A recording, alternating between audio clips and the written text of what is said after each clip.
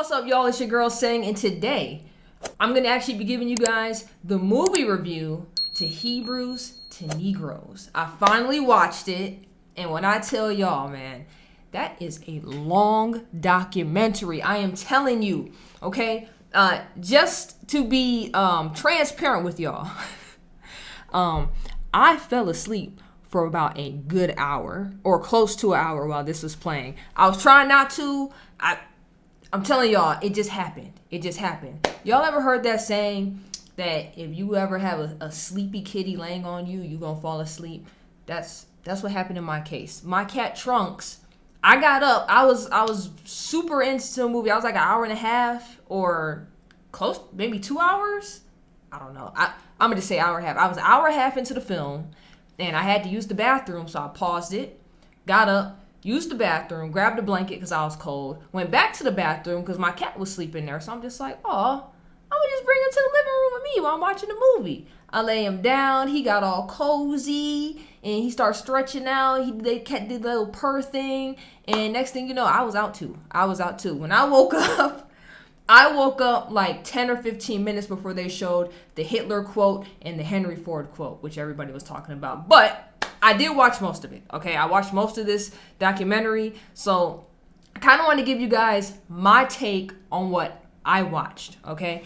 Now, with that said, I'm going to compare it against a review that I read prior to me actually getting the movie. Now, how I found this review, I was looking for somewhere where it wouldn't cost me $12 to rent this movie, okay? Apparently, Amazon's the only place to get it, but while trying to find other means on if it was sold anywhere else or if I could rent it anywhere else, I ran into a review from a website called Forward, which is a Jewish independent nonprofit media outlet. So, y'all already know that wasn't going to be a good review, but I'm going to show y'all what's in here, and I'm going to compare it to what I watched, and I'm going to give you my synopsis on it and if you should be watching it or not yourself. So let's get into it.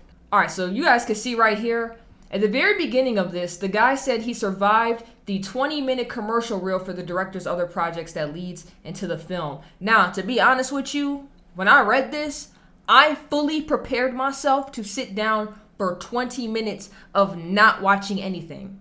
This documentary is 3 hours and 28 minutes long, so I knew I was going to sit there for 20 minutes and not be watching anything that had anything to do with the actual documentary. In reality, that commercial reel was only about 10 minutes long, or it came in under 10 minutes, but we're just going to say 10 minutes long. So I don't know what the guy was talking about here. And then he compared it to a PowerPoint slide reading, which I'm not going to lie to you, I prepared myself for that too, thinking it was just going to be PowerPoint slides. It wasn't. So already, we are not off on a good foot with the review that I read prior to me even watching this. So where he says right here that it was $12 to stream it on Amazon Prime, that is correct. It's $12 unless you get the SD version, which is $11.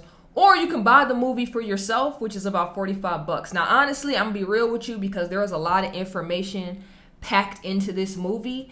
And because that's why it's like so long. The book is also about $45. I would just recommend buying the book instead. You could rent the movie, but if you're going to drop the $45, don't buy the movie. Buy the book. I feel like with all that amount of information, because the book is thick too, it would be better to just have that on hand to reference at all times, and then you can do your own research off of that. If you're one of those people that want to look up what they're also talking about, get the book. Because that's more than likely what I'm going to end up doing after watching the movie. All right, so up here it says the director of the movie says he received his contents of a prophecy. I'll be real with you, all the parts I was awake for, he never said that. But once you get in here, the guy said he actually went to the dude's Amazon bio, and that's how he got that information. I promise you, I didn't read nobody's bio. I don't care about any of that. I want the movie. In the movie, he stated that how he grew up, because his father ran a church. He wanted to find out the truth on his own. Because when he was a kid, in the very beginning, he said when he was a kid, he ended up seeing some Jewish people walking down the street on Saturdays. And he asked his mom, who are they? And she was like, those are the Jews from the Bible. And he was like, so what are we? And she was like, we're the Gentiles. that didn't sit right with him. So when he became of age and he dug in and did his own research, he found out that we are actually the Jews from the Bible. Based on a lot of stuff, like his research, but in this documentary, was immaculate. Like, he did a great job, not only researching, but breaking everything down as well for the viewer to see for themselves, comprehend, and understand. Okay, so the guy's second point, he says, anti-Semitic lies underpin the movie, but are barely discussed in it. That don't make sense. The thesis of Hebrews to Negroes is that African Americans are the true descendants of the ancient Israelites, but that Jews usurped their identity and fooled the world about it through a series of 5 lies. One of those lies is the Holocaust. And as you can see, this is from the movie right here. So it says, 1, the Jews are Israelites and thus God's chosen people. 2, Jesus Christ was a Jew. 3, that 6 million Jews were killed in a Holocaust during World War II. That all races are equal and that all are brothers, and that the Jews are just another religious group. The movie shows this slide in the first half hour or so, but never returns to the Holocaust or these other topics.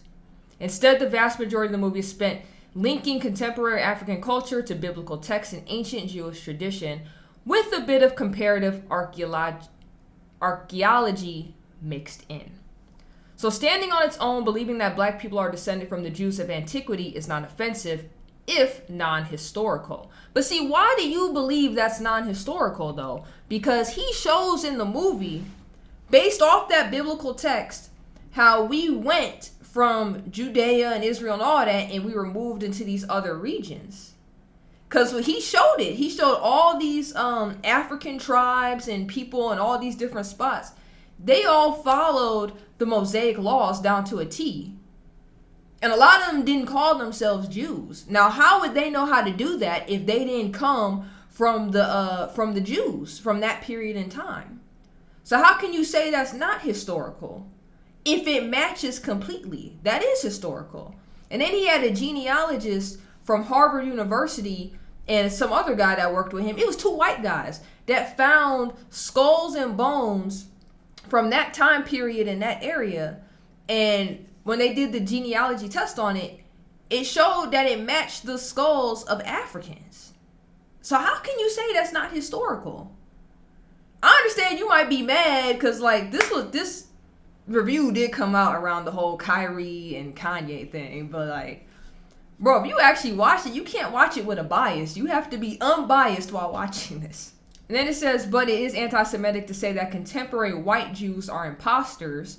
And the movie states that at the outset and reinforces it every so often for the next 3 hours. I mean, to be fair with you, he's saying that for a reason. He's saying that because of the history of it. It can't be anti-Semitic if the genealogy, the DNA, and the history and the biblical text all line up together. It can't be anti-Semitic at that point. At that point, it's a historical fact. I'm just saying, we watched the same movie, but you got your view off of it and I got mine.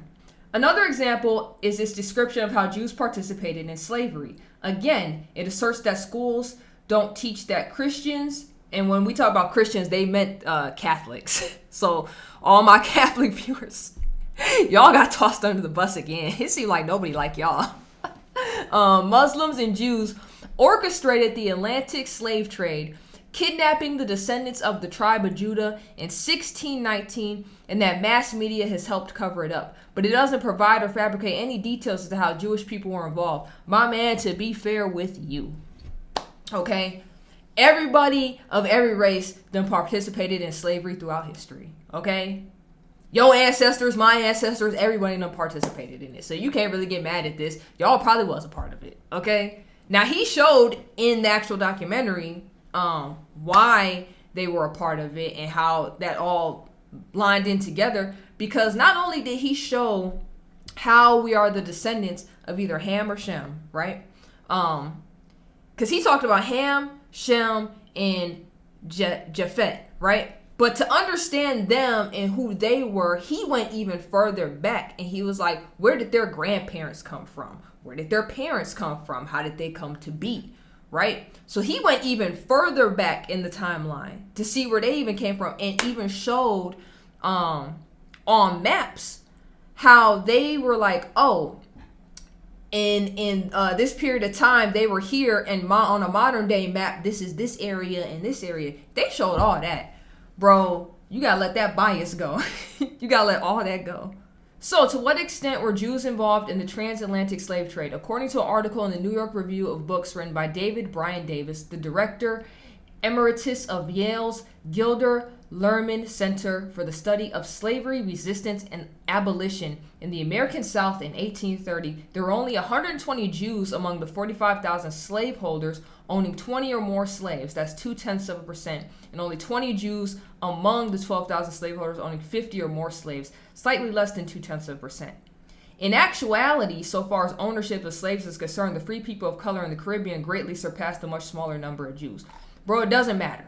It doesn't matter what number y'all were involved in. Y'all were involved in it. Like I said, everybody's ancestors participated in slavery at some point in history. We all did. So, like, it don't matter what the number is. You was a part of it, bro. You gotta let that go. The movie shows footage of Hasidic Jews dancing and says they are Hebrew-speaking Gentiles masquerading as Israelites. Yeah, this did happen. This did happen in there. It also quotes Midrash. Wait, what?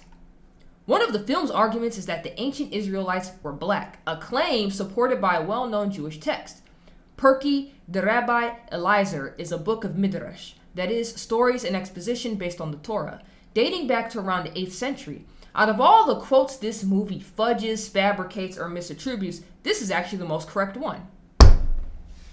Bruh, what you mad about then? So, Rabbi says the descendants of Noah's sons Shem and Ham were blessed by God with dark skin. Some Jewish scholars have pointed to this passage as evidence that Africans may be descended from the 10 lost tribes. All right, bro, what are we talking about then? They're like, game over. Game over. That's the movie. That's the documentary. Game over. Yeah, that happened. That happened. Like, what you mad about? What you mad about? Oh, let me show y'all this. This is from a slide from the movie.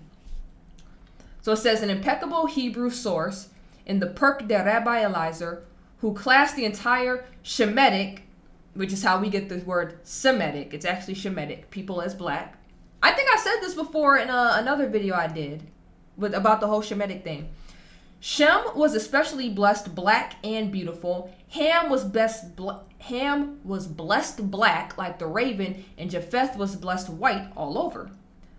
Ahmad Baba al-Masufi al-Timbuktu, full name, Abu al-Abbas Ahmad ibn Ahmad al-Takruri al-Masufi al-Timbuktu. My man, your name. That was a mouthful, my brother. But anyways, you see how they explain the skin color of each son, right?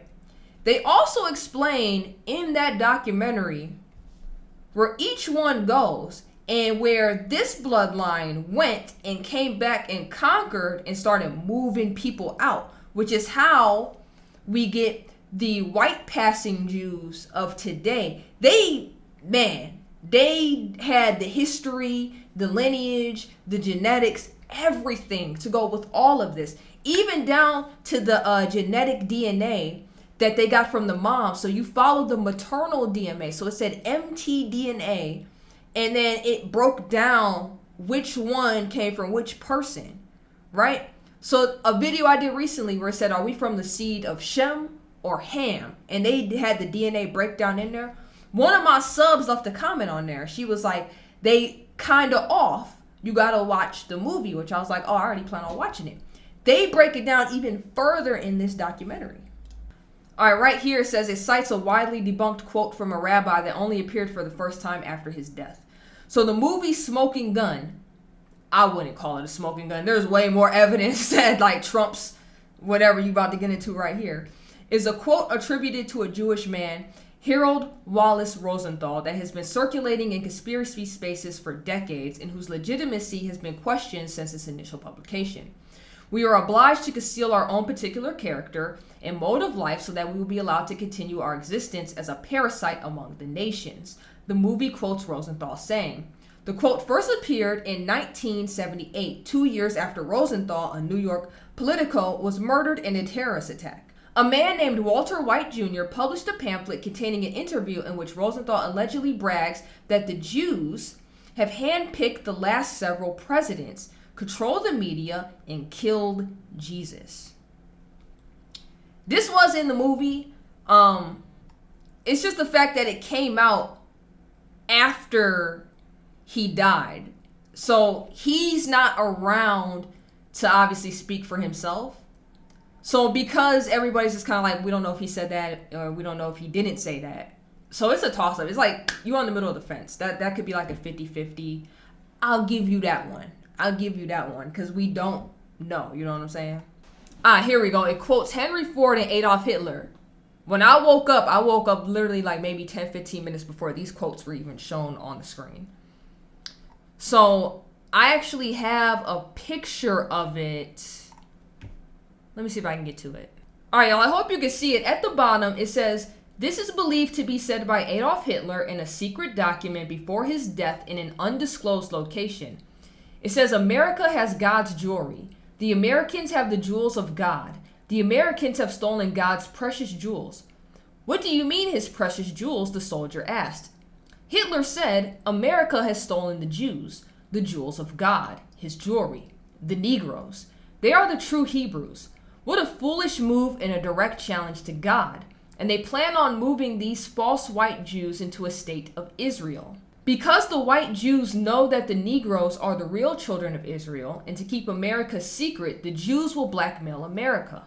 They will extort America. Their plan for world domination won't work if the Negroes know who they are. Now, this comes from a book, and it's in here. The guy talks about it.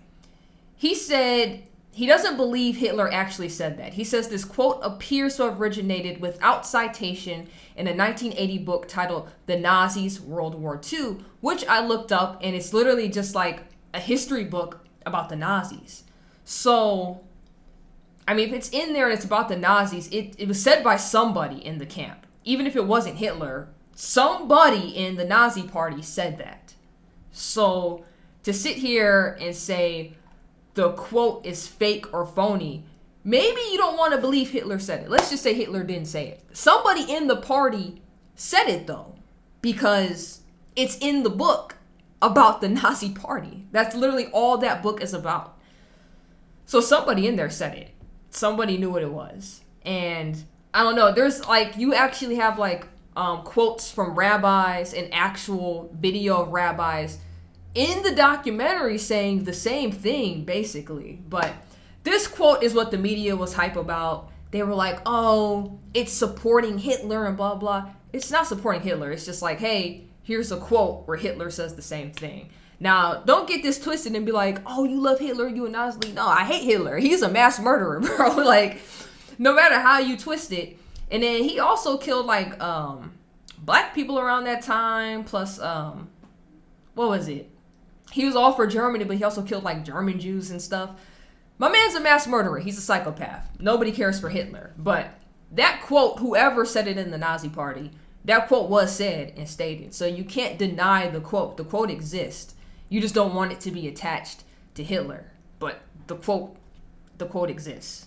And then the last part, I believe, of this review that I had read. It says, the question this movie tries to answer is as tragic as its conclusion. No matter what country we live in, why is it so hard for the so-called Negro to be prosperous as a people? Dalton asks nearly 3 hours into the movie. He adds, why are we the object of ridicule all over the world? And why are the other nations living their best life, but our lives seem to be a lifelong struggle?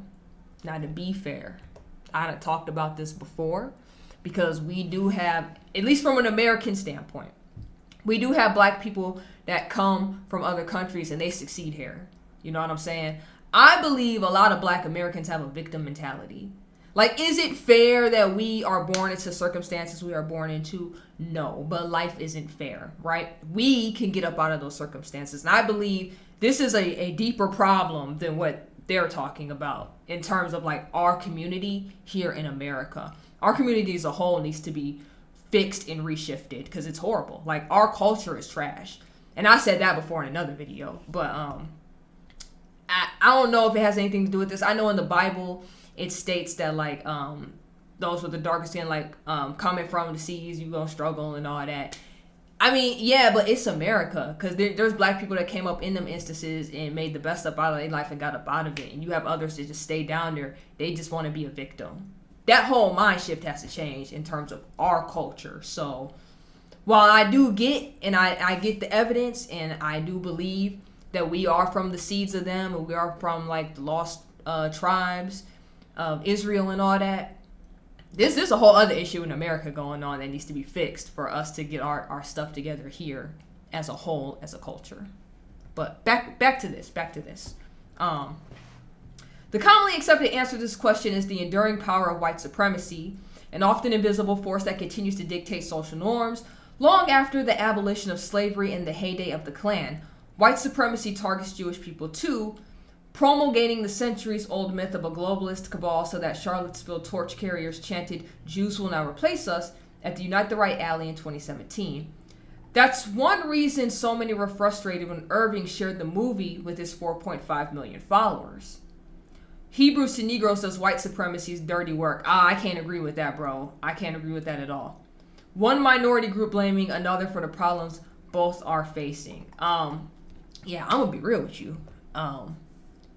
Y'all do not have it as hard as black people in America. I'm gonna be real with you on that. So to lump us together and be like, this documentary is doing the dirty work of white supremacy, it's really not. It's showing black people who we are and where we come from, if you want to follow all the evidence and biblical text and all that. But to say it's doing the same job, it really ain't. I can't agree with that at all in the slightest. Now, with all this being said, because I do believe that's the end of that. Yeah, that's the end of that. What do I think of it? For one, 3 hours and 28 minutes is an extremely long time, okay? If you can't sit there for that long, like me, I would have just been better off getting the book. I don't mind reading. I could have went at my own pace. I could have really dug in and looked stuff up on my own and be like, oh, yeah, that's great. Yeah, I could have did all of that.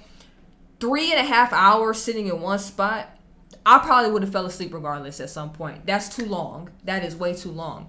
However, if you think you can sit through it, I would highly recommend watching this, okay? It's $12 to rent it. The way it works on Amazon Prime, because I've never bought or rented anything on Amazon Prime.